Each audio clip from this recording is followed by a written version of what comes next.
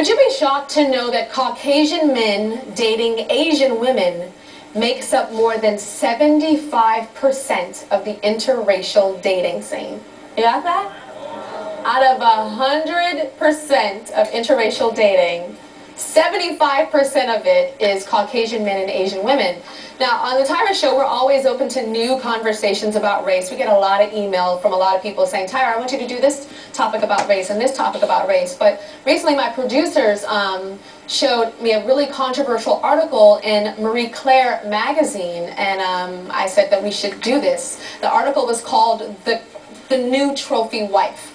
Johnny, Ben, and Ryan are here, and they all say that a certain woman is the perfect trophy wife. What is that, guys? First of all, I don't really want to use the word trophy wife. That really was used in the article. I think for me, I lived in Asia. I just feel very comfortable with their culture. And I think that the Asian female is a little bit more, not submissive to the male, but it's more like she's following the dreams of her male a little bit more, and the white females and the black females, and that's a good thing, are more busy with their own career.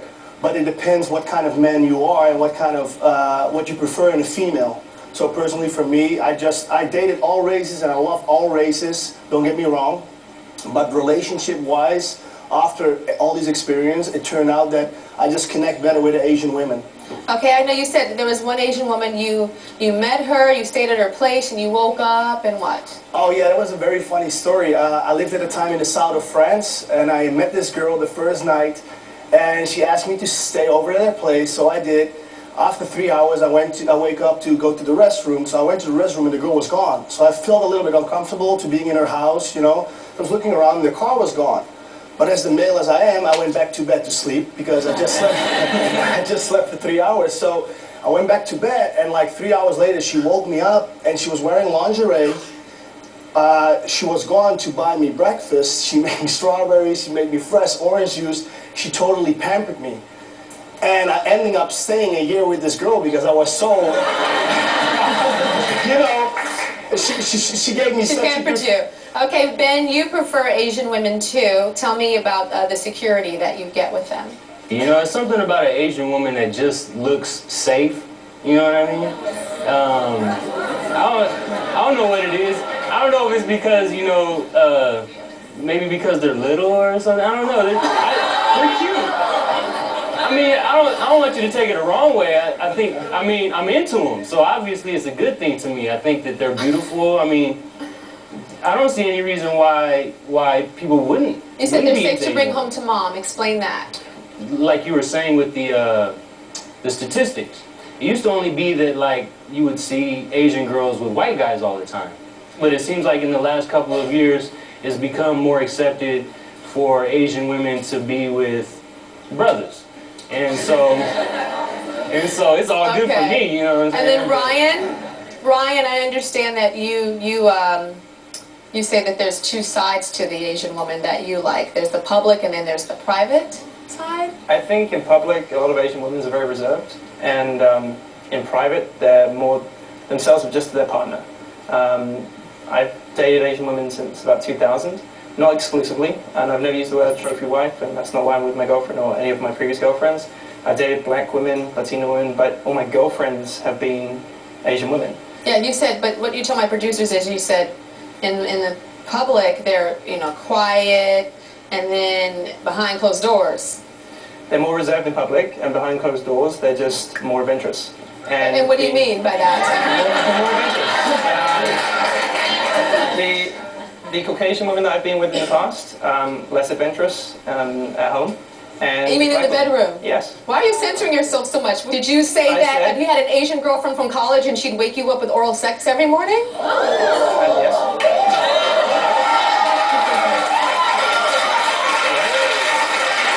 Okay, we'll take a break. We'll be right back. Magazine declared that Asian women are the new trophy wives in a recent article that they had in the magazine. We have non-Asian men on our stage right now that say that they only date Asian women. I want to go to you, Michael, now, as an Asian man. How do you feel when you hear these non-Asian men speaking about Asian women this way? Wow, where do I start? I guess it's a little bit more to being pretty and submissive to Asian women. I think they need to be treated with more respect. I think these men are seeing these women in different eyes. In my eyes, I have three eyes: ignorance, insecurities, and immaturity.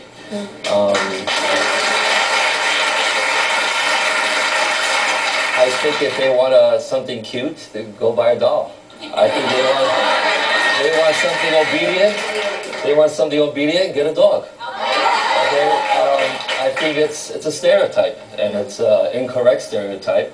I'm sure there are women that fit that category, and I'm sure there's plenty of women that don't fit that category. We have Asian women on the stage here. We have Ruby, Carolyn, Jennifer, and Ying. What do you guys have to say about what the men are saying about Asian women? Well, I find it very either insulting, or sometimes I find it very flattering, because Asian women are very exotic and beautiful. Yes, in that sense it's flattering, but at the same time it's insulting because I'm not a stereotypical traditional Asian. I'm not submissive, and I'm totally opposite of what they're claiming, that Asians are obedient, and I'm different. What do you have to say about a lot of them? I didn't say it publicly, but a lot of them comment about the sex with Asian women. What do you guys have to say about what they're saying sexually? That in the public it's, you know, very submissive, and in private it's woo child.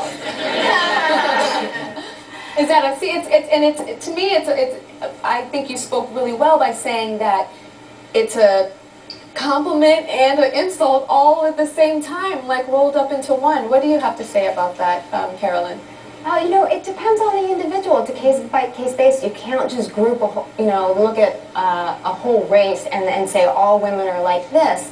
And yeah, there is some truth to that. And you know, we're all unique. We all have different facets. You know, a lot of people are good in bed, not just Asian women. You know, and anyone who's ever known an Asian woman, or at least the people that I'm familiar with, we're strong, we're independent, you know, we're free thinkers, open-minded. So the stereotype of being submissive and obedient doesn't really apply today. Mm-hmm. Let's change it up a little bit now. You guys sit here also to defend yourselves of what they're saying, but also Ruby, tell people who you prefer to date. Tell us who you prefer to date. Well, I prefer to date white men or African American.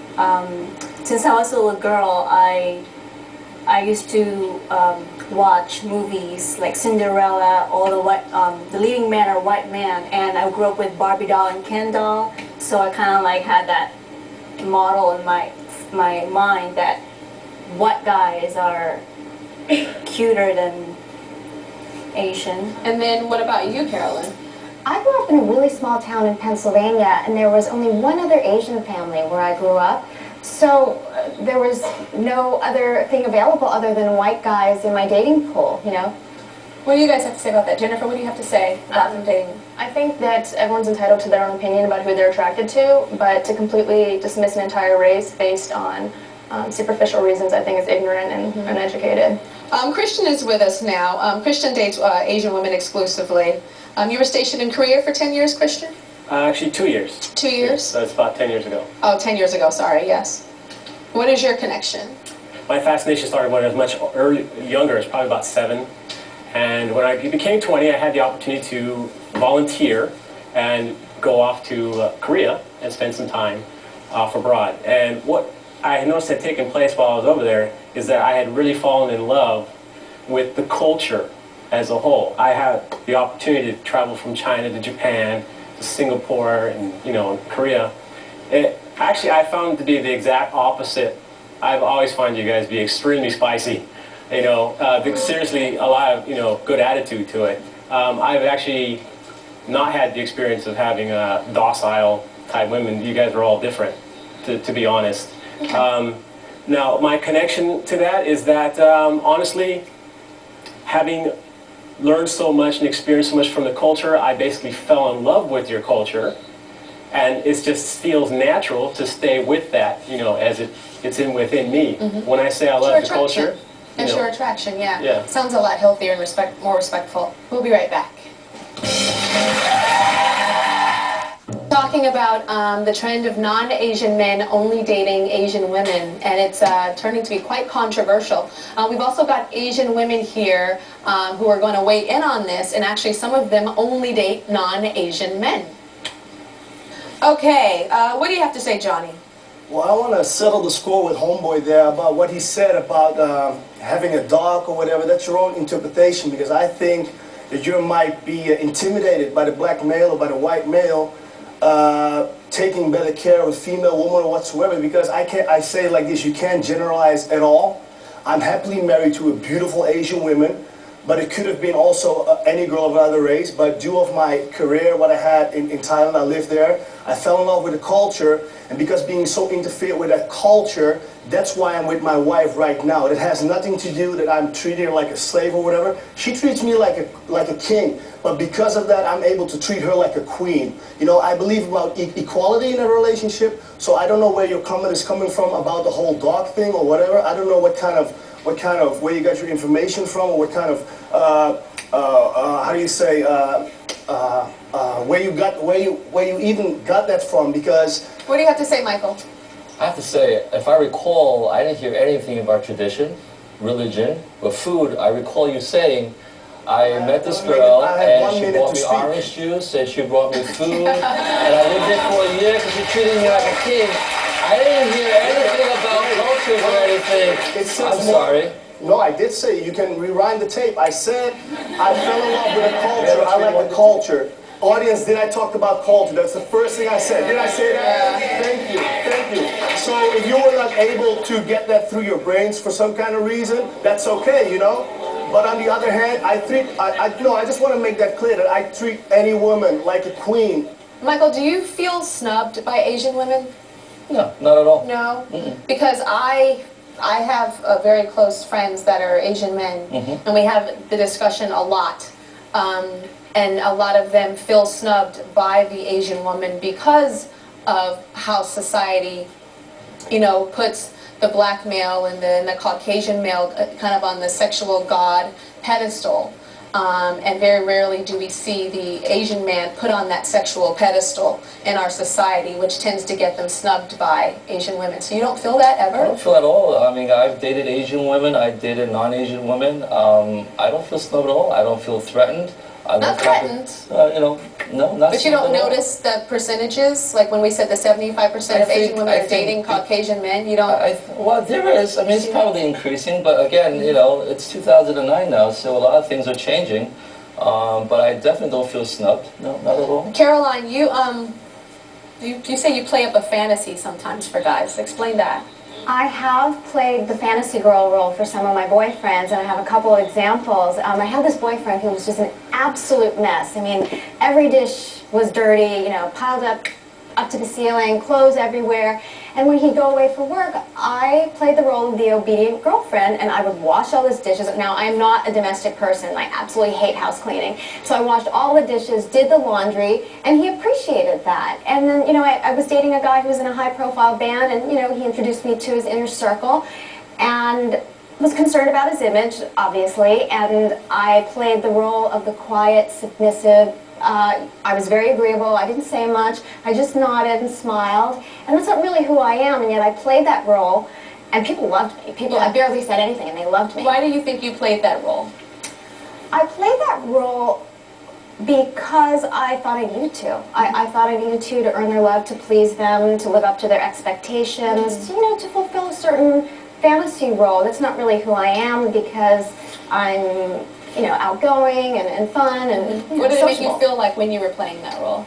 When I was playing that role, outwardly there was a, you know, it was a smile, but inwardly I think I was really angry. I didn't like to be inauthentic to myself. I mean, it's one thing, you know, doing something for your partner to make them happy, but not at the expense and compromising my own integrity. So, you wrote an article. What did your article say?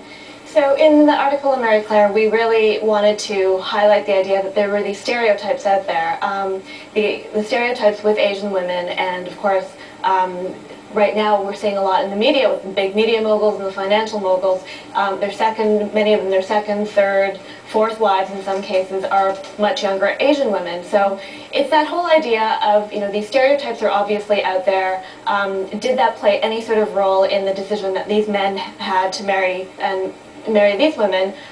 We really want to dispel those myths because, I think the idea of approaching like an entire race as like a homogenous group is really inaccurate. And within that group, like these women have said, there are surely women who are submissive, but obviously there are many, many strong, young, really intelligent women. And I think you need to look beyond sort of the stereotypes, and we want to go beyond that. I think playing into the stereotype just sort of furthers what we're trying to overcome. So I mean, I wouldn't understand why you would want to play into that whole role.